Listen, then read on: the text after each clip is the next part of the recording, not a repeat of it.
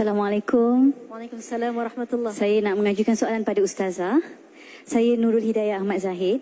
Okey, soalan saya, adakah seorang anak punya hak untuk merajuk dengan seorang ibu kerana seorang anak tu merasakan dirinya dilayan tidak adil, tidak sama rata dengan adik-beradik yang lain? Sebagai contoh, kadang-kadang mungkin soal pembahagian harta ataupun pembahagian kasih sayang masa ibu tu sendiri kepada anak-anak. Jadi adakah seorang anak punya hak untuk merajuk dengan seorang ibu?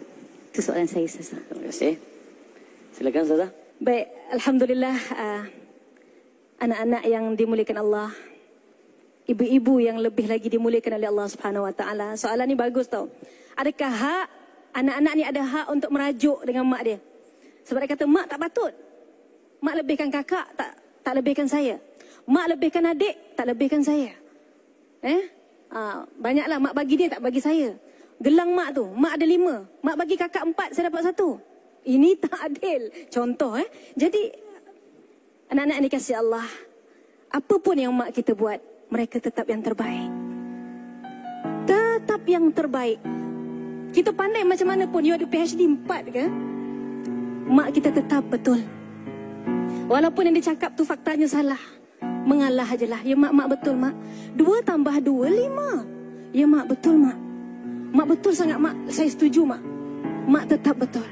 Tuan-tuan yang dirahmati Allah, yang dikasihi Allah, andai kita bina istana pun untuk mak kita, andai kita hadiahkan 2 kilo emas, 5 kilo emas untuk ibu kita,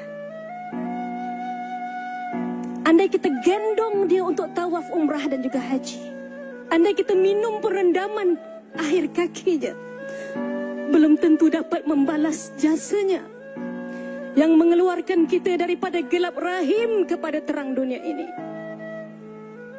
Anak-anak yang dikasihi Allah, ibu tu makhluk yang Allah muliakan.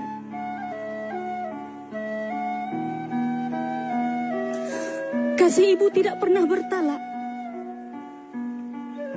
Kasih ibu tiada edahnya.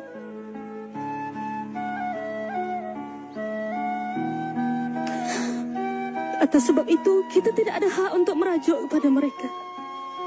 Kita tidak ada hak langsung untuk berdendam dengan mereka. Mohonlah rahmat kerana pada 2 tangannya ada tangan keramat yang boleh mendoakan kita. Doanya tiada hijab terus sampai kepada Allah.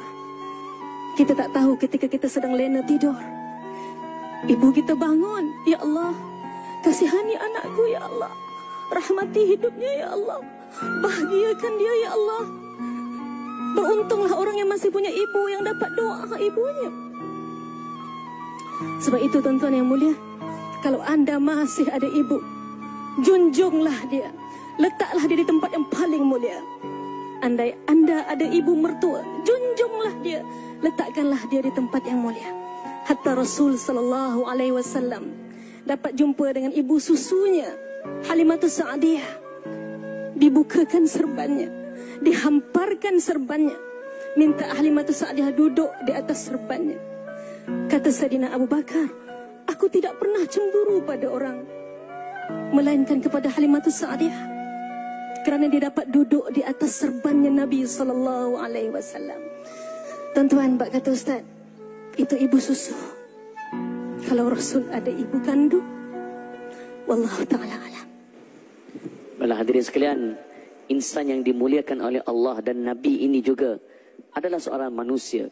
Dan sebagai manusia, Allah SWT menjanjikan setiap yang bernyawa pasti akan merasai maut.